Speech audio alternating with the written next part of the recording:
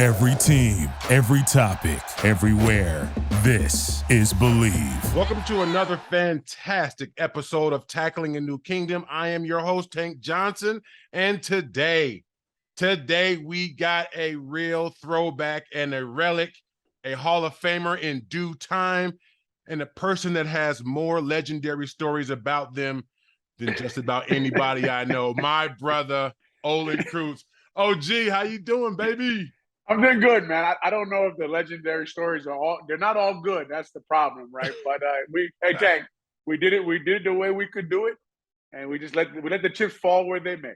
Fall where they may. Well, it's an honor to have you on Tackling a New Kingdom, and I'm excited to get going. OG, on this show, we tackle three very important buckets: something current, something real, and finally something controversial. And today, in tackling something current, I would love to talk the state of our Chicago Bears. What are you seeing or not seeing from the bottom to the top of the organization that's causing us to kind of be in this stall where we're in right now? Yeah, a little background on where the Bears are, right, is that they had to fire, Coach Matt Nagy and Ryan Pace because they were moving in the wrong direction, right? And if you ask me, they kept them a year too long. So when you keep a guy's a year too long, they mortgaged the franchise to try to win that year, right? So they did that. They mortgaged the franchise. They bet on a lot of guys they shouldn't have. And now here we are in this huge talent deficit, back with the young quarterback. Is he the guy? Is he not the guy? Is he surrounded by enough talent? The answer is obvious. It's no. They don't have a lot of resources in their offensive line. They don't have a lot of resources in their wide receiver. They don't have a lot of guys where you get the ball to and they go 88 out the gate. They're struggling scoring points again this year, Tank. I think they're averaging 18 a game. That seems to be the story. Every year you watch the Chicago Bears, where can they find points? Under what rock will they find points? So it's an organization that hasn't been run well for a long time, continues to be moving. Hopefully, Ryan Poles, the new general manager who they hired, he's going to have a lot of money next year under the salary cap. Hopefully, he brings in guys, starts to draft a little better on both sides of the line. Because here's the problem right now. Usually, as you know, with a Chicago Bear team, offense struggles a little bit, but the defense, you can count on them. This defense can't stop the run. That's a big problem. They didn't get Larry Ogunjobi now. That was a big loss for them when he failed their physical. As you know, better than anybody, that three technique in this cover two scheme, this Matt Eberflus, Lovie Smith, Rod Merritt, whatever you want to talk about. Hugely important. So we got Justin Jones there. Pretty good player, but not dynamic like a Tommy Harris, like a Tank Johnson. Not a guy you got to double team. Not a guy who will blow up plays. So the defense can't stop the run. They can't get the quarterback. They can't get pass rush. They have a lot of problems, Tank, on their team this year. It is a rebuilding year. The problem is, gosh, I hope they didn't have Justin Fields take a step back so they could rebuild next year, man. I hope that this guy makes it through the year. I hope that it continues to develop, because did you see that 52-yard run that got called back last week? Yes. What in the Randall Cunningham and Michael Vick was that? Man. Holy, I mean, he broke out. Bro, he was gone. Yeah.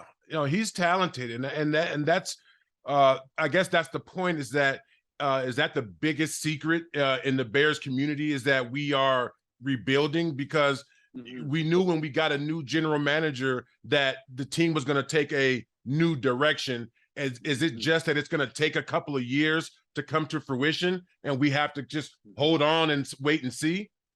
Yeah, because look, like better than anybody, and I know you're asking me this for your listeners, you need guys on your team top 10 in their position in the league, and then you need a Hall of Famer somewhere to be a good football team. The Bears don't really have anybody on offense who you can say, man, look at that guy. Maybe David Montgomery. What's up with that heavy-footed tight end, Colette or whatever? Cole Kmet, he's it's just kind of like, that's what I'm saying. Like, these young guys, Tank, like, your first couple of years, you're kind of finding your way, and then boom, you develop, right? And you're like, man. But my feet weren't heavy. His feet seem to be heavy. Is he wearing shoes too big? You start to wonder about him, right? Like, he does catch the ball. He does break a few tackles. He's just not dynamic yet in the pass game. And they don't have, Mooney did have that one-handed grab, very good receiver. Is he a number one receiver, right? Across the offensive line, they don't have anybody top 15, I would say, in their position across the board, right? Guys have to develop. Guys have to get better. Defensively, you could argue for Roquan and you can argue for Jalen, but you would argue, right? It's not just like, man, look, Brian Urlacher is the best in the league. Boom. Right. Sorry, it's over. That's it. Peanut Tillman's one of the best in the league. Tank Johnson, Tommy Harris, Adewale Ogunleye. I mean, it's just they don't have these guys. So yes, are they developing? Yes. Do they have to develop young players? Yes, something they haven't done. And then they have to dip into the free agent market and add some guys that can either protect the quarterback or get to the quarterback. Because right now, their offensive and defensive line is a liability.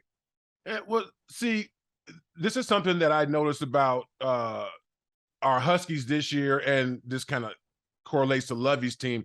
If a team is playing a brand of ball that's decent and they're losing, then there's optimism for the fans, right? So like it's like, oh, we may have lost, but our guys are flying around. We're just one or two position guys away.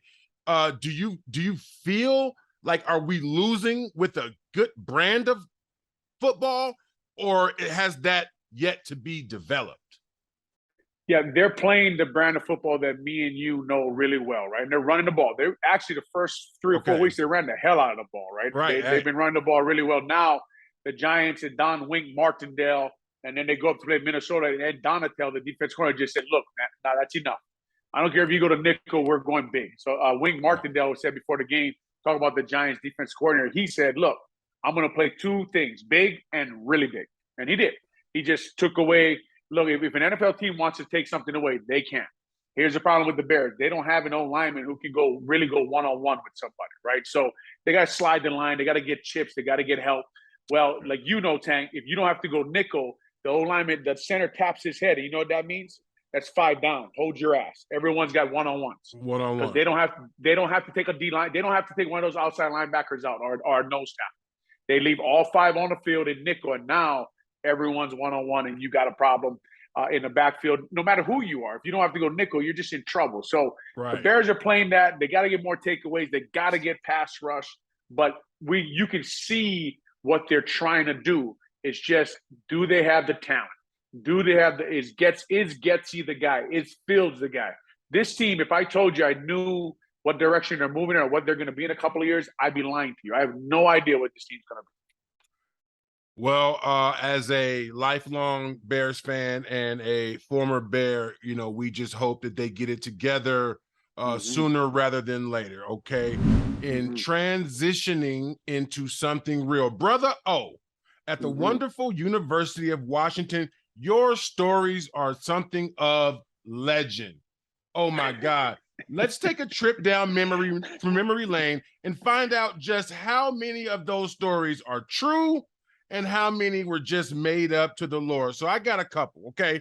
So there was a great story about you famously punching someone through a wall in the crew house. True or false? True or false? I mean, no athletes even stayed in the crew house anymore. Right. And when I got there, people came and said that Olin Kreutz punched through that wall. Tell me about that story. I think actually, like you're saying, now the athletes, when I got there, we didn't stay in the crew house anymore. So I think that one is false. Okay, good. Okay. Yeah. Okay. Yeah. We did stay. We ate at the crew house, like when we had special events. Okay. But we didn't stay there anymore. I think now, I don't want to say names, but I think that's another guy from Hawaii, because I had heard that story too, but that's somebody else. Not your twin or nothing like that. No, he was actually a lot bigger than me. He was actually a lot bigger than I am. Okay. Let's see. Here's another story. Back in Hawaii, you were a famous bare knuckle brawler at the tender age of 3 years old. Is that? No, I made that one up. I made that one up. But this is like the Braveheart one where the guy pulls up and is like, "You're William Wallace," and he was like, "Yeah, I heard." Yeah, trust me, I've heard stories about myself. I don't even know if it's true. Well, that brings me perfectly segue to my next question. Is there like, during your time at UW, like what was it about that time that made, that generation of guys so special? Because the stories and the history and the traditions permeated right on through 2000. What was it about that time with Coach Lambright that was so special for you guys? Just being I was young. My parents were getting divorced. It was just a different time in everybody's life.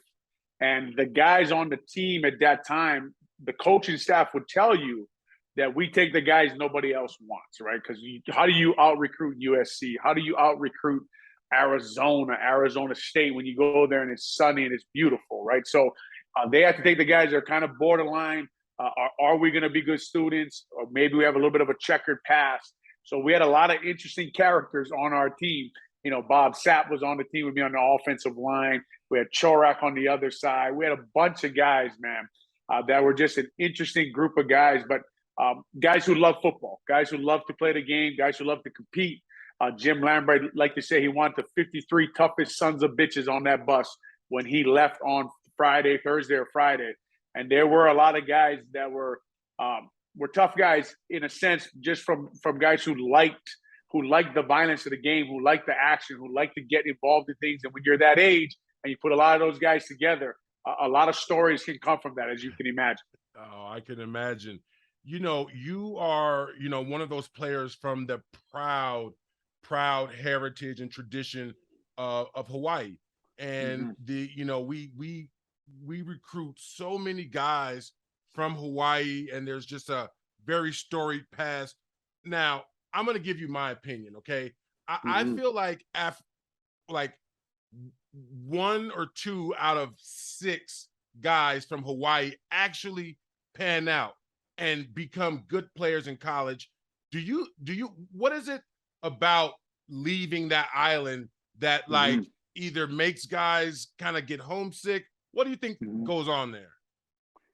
Well, it's not. I think I know what happens to Hawaii kids, and it happened to me my first year at Washington, right? And it's just we're so used to the island style of living.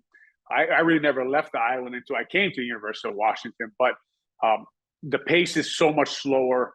People are much more respectful. No one really gets in your face. I remember the first time I went to shake hands, and they squeeze my hand real hard. And you're like, that's not a man's handshake, and you want to punch the guy. Like, guys, like, in Hawaii, we don't shake hands like that. So it's just a different culture. It just has to get used to it. And then as a Polynesian, you're brought up to be very close to your family, relying on them, loyal to them. And now all of a sudden you're by yourself, away from home, different weather. None of your family's really there. And really, to be honest with you, man, it's not like we're chasing the same goals everybody else is chasing, right? Our goal is just to be part of a family, to be part of a family atmosphere. And, we don't, football, school, is that we want to do that stuff, but more important to us is our family. More important to us is representing the island and showing everybody about our culture and our people. So it's really hard for Hawaii kids to get there. And like you're saying, a lot of them wash out, but I would argue that if you looked at most places, they're about 2 out of 6, right? No matter where you get somebody from.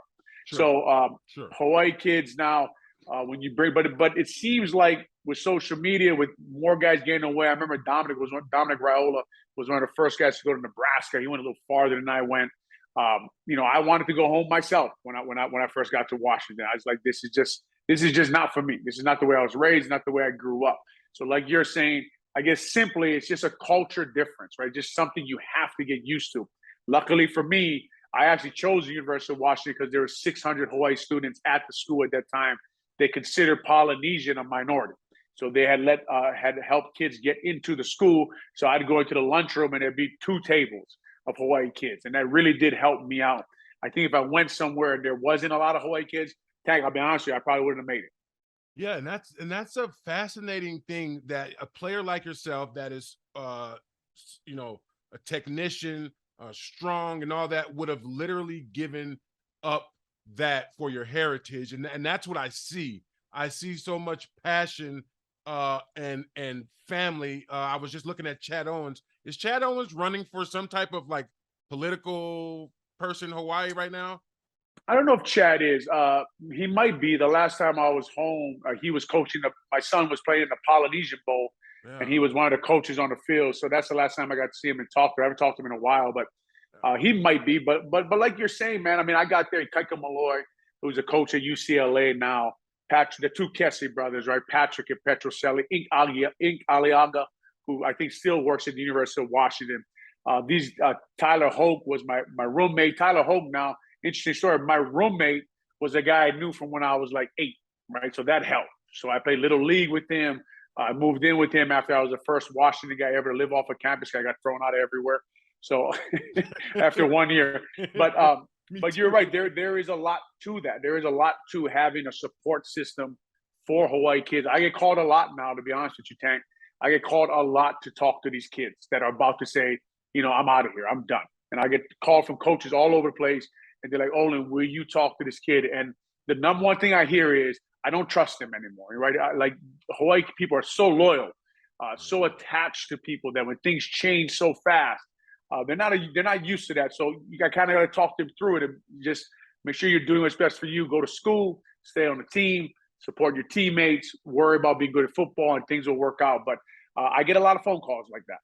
Well, as a member of the University of Washington, a large majority of my brothers are polys, and to just get a little in depth into the culture is huge and it's important. And I appreciate you kind of extending that in tackling something real.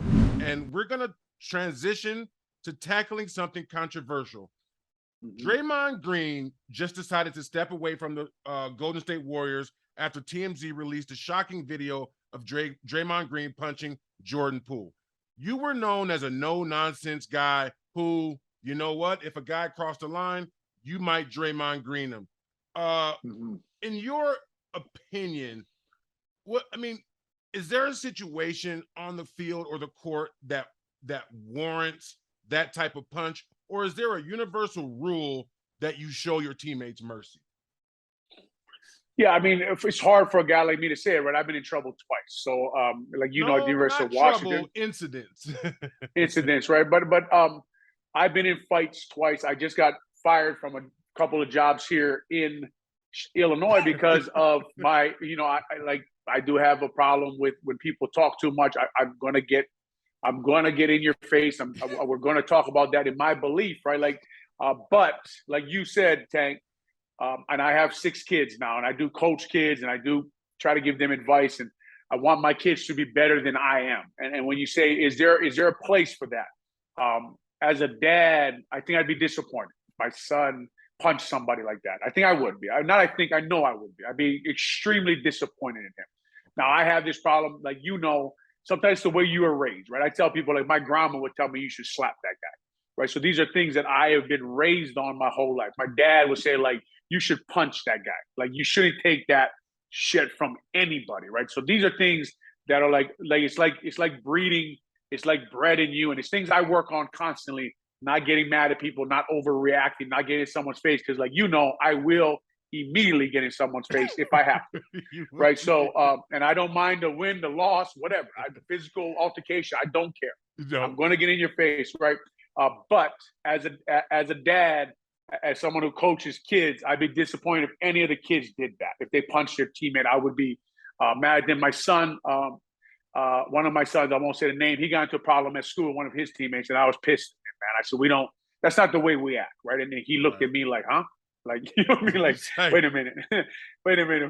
Who? Anyway, but what I'm saying is, I guess, I don't know the whole story there. I don't think, you don't want to go viciously at somebody unless they're attacking you. The 2 times I got into it, my teammates, they were attacking. We were in a fight.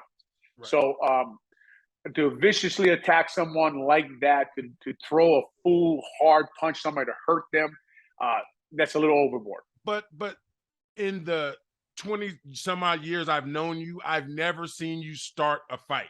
I've never seen you cross the line and bring the fight to someone. It's normally someone bringing the fight to you, and then you subsequently ending their decision to bring the fight to you. And you still find a problem. And I think we're getting so soft because if you don't pick a fight and someone picks a fight with you, for example, like I've had some a little bit of inside knowledge of the Draymond Green Jordan Poole situation, and essentially Jordan Poole has come back to training camp this year trying to be a veteran and a leader when those guys have that position established, and he's kind of been throwing off the beat of practice trying to infuse another leader. And so the whole team has been tired of him. And so he jumped out. You know how it is. Like when I was a rookie and I was going against you and I was trying to, I may have beaten you off the ball a little bit and you grabbed my hair and you pulled me down and I turned around to fight and I saw it was you and I thought for a second, like, do I really want to fight this motherfucker right here? I'm glad you did it. I know how tough you were. I was like, fuck, I want to fight this guy, but that's a fight that I'm going to have to finish. So it's like, as a rookie, young player, I knew, hey, you know what? Just stay in your place. Stay in your place. And it seems like he tried to jump out of his place. Do you think that sports has gotten away from the hierarchy with the young guys and the old guys? Young guys wanting to be too much too fast. Yeah, I think we've lost a lot of the respect part. And then this goes out through everywhere, really. I think people just kind of think they can say whatever they want to you, and they hide behind this veil of, well, there's no reason to put your hands on anybody, right? Well, I mean, you were just running your mouth crazy for the last 20 minutes, right? So eventually, eventually you're going to be held accountable for the things you say. The problem is nowadays, like, Tank, not everyone believes that anymore. And it's almost like they've created this atmosphere where they can all talk and say whatever they want, and there's nothing you can do about it. And they can get in your face and they can do all this stuff. Like you're saying, this young guy, look, I've never woke up in the morning and said, man, I'm going to lead today. Leaders just lead. Leaders just become leaders. You become a leader. Who told this guy? I remember dealing with guys at Hallis Hall who would come in, and finally, like, we become friends. And I said, why, when you came in, why were you why were you trying to lead everybody? No one even knew you. And they said, well, the general manager told me to be more of a leader, right? The general manager told me I need to take over the room. So I wonder if that happened with Poole. I wonder if they told him, we want you to take over. So now, like you're saying, like when you look into the story, did it come from upstairs? Did they set this thing up where, like, you go take over, don't take shit from Draymond? Like, somebody was feeding this stuff into this kid's head, right? I've never seen a guy in the NFL locker room come in there and act like that without someone telling him to, right? Like he's gonna run to the front of the line, tell the guys, you better get going, you got to get this, you got to get that. It's to me, and now when you say that, I start to wonder, because I went through that a couple of times too with a couple of guys where they're like yelling at the offensive line or telling us to hustle, and you're like, who the hell are you? Like, you might want to get like 5 starts first in the NFL and shut your mouth. You know, anyway, so that's an interesting point you're making there. Now, I don't know how you handle it. It's just kind of, if someone keeps talking like that and you're getting in someone's face all the time, don't get shocked when they get in yours. Yeah, no, one of the things that I want to say is, when a rookie gets, specifically in the NFL, when a rookie gets drafted to a franchise, the type of veterans and guys that they have in place is going to do a lot for that rookie in terms of the longevity of his career. I remember coming in the locker room with a big ass necklace and you looking at my necklace like, you're gonna spend all your fucking money, Tank? What are you doing? and it was just, and then I pulled up in a new BMW and you're like, another car. How many starts you got, Tank? You got more cars than starts, Tank. Listen, I can't tell you how many times I got to the building, I got called somewhere, and they're like, okay, Tank, we need you to talk. I'm like, hey, guys, I mean, can't talk to Tank every day. You know what I mean? Oh my God. But the good times, bro. No, good times. I was very, very fortunate, even though the shit that I got into in Chicago, I know that guys like you and guys like Urlacher and Moose Muhammad, you guys were the type of big brothers that a young kid like me needed, man. I mean, like I said, I wasn't a bad kid. I got drafted back to my hometown, and I was literally, around a bunch of family, and it just went off the rails a little bit. But I'm very fortunate that I had brothers like you guys to kind of help rein me in, and also talk to the coaches, and it's like, I will take care of them. So that's good. So and finally, getting you out of here, I want to talk about these 2 stud sons of yours at the University of Illinois. And Illinois, I want to know, so that's 2 great shots for you. Is it double the stress or double the excitement? It's both, right? You're a parent. Anybody's a parent. It's both. One's a linebacker, one plays center, like I played center. The fact that they love football, right? The fact that they actually want to play, because you can't force them. No. And then we got to a point of where I was like, look, we'll show you how to do this, but I'm not going to go easy on you. Like this is the way. And if anytime you think this is too much, let me know, because I'm gonna push you to where you need to be. So it's been fun. They love it. My center will call me, Dad, did you watch Rutgers nose guard? What do you think about blocking him? I mean, that's lucky, man. The linebacker will call me, Dad, what do you think about the read on this play when the running back's offset or he's 1 yard deep? What do you think is coming? And it just keeps you in it. So I get to train them at my gym. I have a private gym here. Their friends come. I've trained a bunch of their friends who play in college now. So it's been an awesome ride, man. It really has been. Now they're both of this, I go to games and they're both there together, right? They're both on the same team, playing for Coach Bielema over there at Illinois. So we're blessed, man. We're blessed. We're lucky. I got 4 daughters after them. My oldest one now plays volleyball at Loyola Academy. She's, just last week, Tank, to be honest with you, on Saturday morning, Loyola Academy won the Glenbrook tournament. My daughter them did. They beat Stevenson. We then went down and watched Josh and James and beat Iowa. My wife ran the marathon. So, it's just a good time right now. It doesn't mean every week's like that. Sometimes we do all losing too. Yeah. Sometimes we lose it all, but you learn, man. You learn from losing. You learn from winning. Like you, I love sports. I use it to teach my kids. They love it. They play it. And really, man, I couldn't be any happier with the way things are going right now. Good. Well, Brother O, you've been a big brother and a pillar in my life for a long time. A player that I've admired and respected. And you came and you saw and you've tackled a new kingdom. Thank you for being a guest on my show. Thank you for having me on this show, man. And the respect goes both ways. It goes both ways. And I loved watching you play. When you went to the Bengals and you're like, big old man, you told me on the field, you look like you're getting slower. And I was like, you're right. I am. Right on, man. Great to have All right, you. Tank. Thank you for watching Believe. You can find more great content at Believe.com. That's BLEAV.com. Do you believe?